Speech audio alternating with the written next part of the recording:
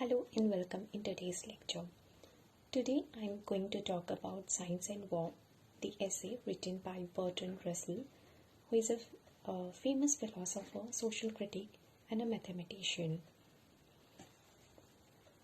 This particular essay, Science and War, appears in Russell's collection of essays, this book named The Impact of Science on Society.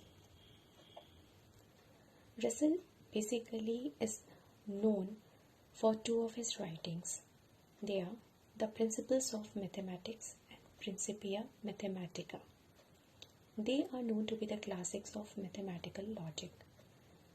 He also got Nobel Prize in 1950. Throughout his life, Russell has worked for introducing scientific attitude in life, for rights of women, for denunciation of war, and for formation of a world government. Here Russell tells us how science is connected with war. He begins by quoting Plutarch's Life of Marcellus, which gives the mythical account of the engines of war that was invented by Archimedes. So there is the history. King Hieron, Hieron, prayed to Archimedes to make some engines, both to assault and to defend.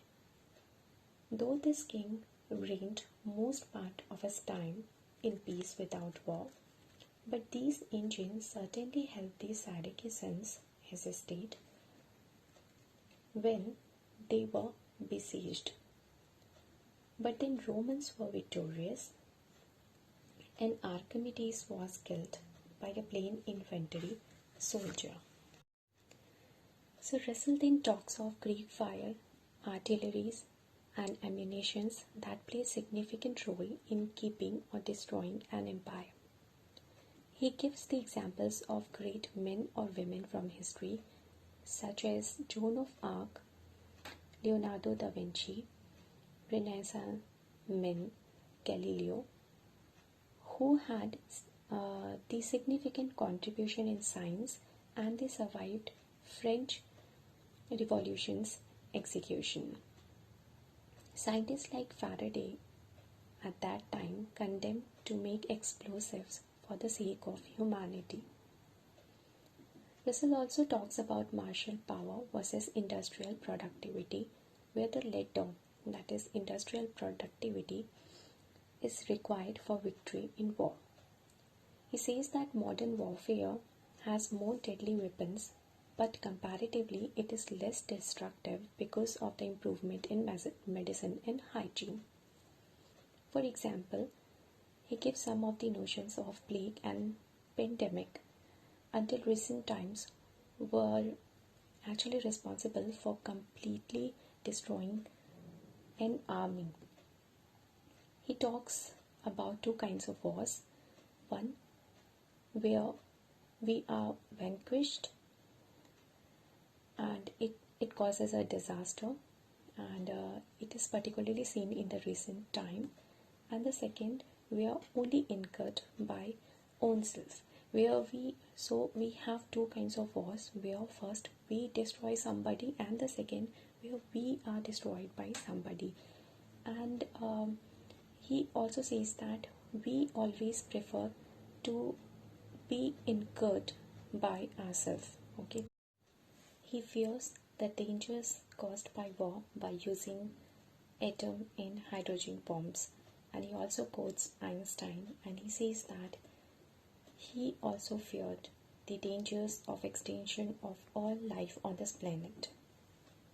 So at last he suggests that we must not learn to say never, better death than dishonor, better death than dishonor.